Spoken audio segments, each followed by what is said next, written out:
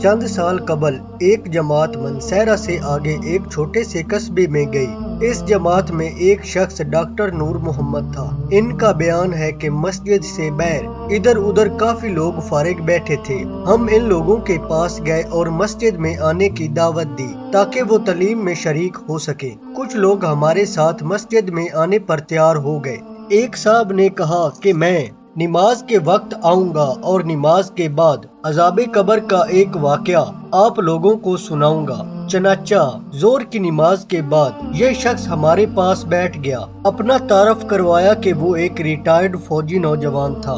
اس فوجی کا بیان ہے کہ 1965 کی پاک و ہند جنگ میں ایک قبرستان میں اسلحے کا ایک عارضی ذخیرہ بنایا گیا تھا اور کچھ نوجوان کے ساتھ اس فوجی کی ڈیوٹی بھی تھی۔ دن کا وقت تھا اور کوئی خاص کام نہیں تھا، چنانچہ اس نے قبرستان میں گھومنا پھرنا شروع کر دیا۔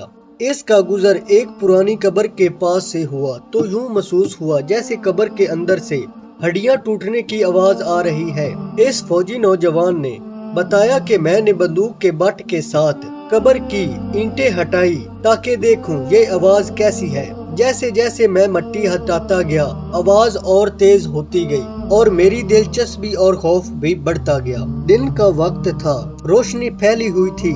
کیا دیکھتا ہوں کہ قبر کے اندر انسانی ہڈیوں کا ڈھانچہ پڑا ہوا ہے اور اس پر چوہے کی شکل کا ایک جانور بیٹھا ہوا ہے، اور جب وہ منہ اس ڈھانچے پر مارتا ہے تو ڈھانچہ زیادہ ہو جاتا ہے اور ہڈیوں کے ٹوٹنے اور چیخنے کی آواز آتی ہے۔ میرے سامنے اس جانور نے 3 مرتبہ اپنا منہ ہڈیوں پر مارا۔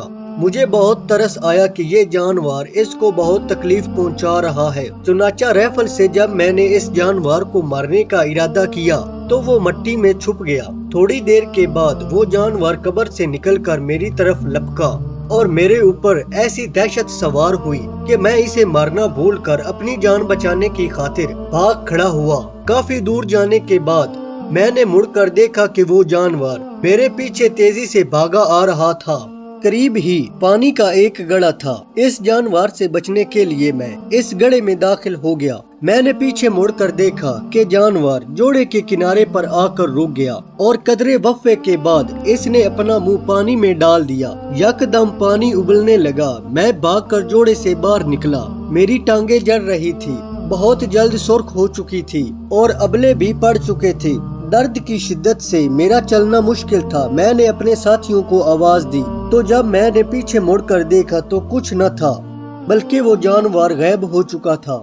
چنانچہ مجھے ایبٹ آباد کے ہسپتال میں داخل کروایا گیا اور پھر وہاں سے راولپنڈی کے بڑے فوجی ہسپتال میں منتقل کر دیا گیا۔ میری ٹانگوں کا گوشت گلنا شروع ہو گیا اور ہر وقت بدبو، پیپ اور خون راستہ رہتا ہے۔ کسی علاج سے افاقہ نہیں ہوا۔ مجھے علاج کے لیے امریکہ بھیجا گیا مگر مرض بڑھتا گیا۔ جوں جوں دوائی لگاتا اور گوشت جاتا رہا۔ اس وقت دونوں ٹانگوں کی صرف ہڈیاں بچ گئی ہیں۔ گوشت آہستہ آہستہ گل کر علیحدہ ہوتا جا رہا ہے اور ہر وقت مردہ کی سی بدبو آتی رہتی ہے۔ پھر اس شخص نے اپنی دونوں ٹانگیں دکھائی جن پر پٹیاں بندھی ہوئی تھی۔ اللہ تعالیٰ معاف فرمائے۔ اللہ تعالیٰ ہمیں قبر اور جہنم کے عذاب سے محفوظ رکھے، آمین۔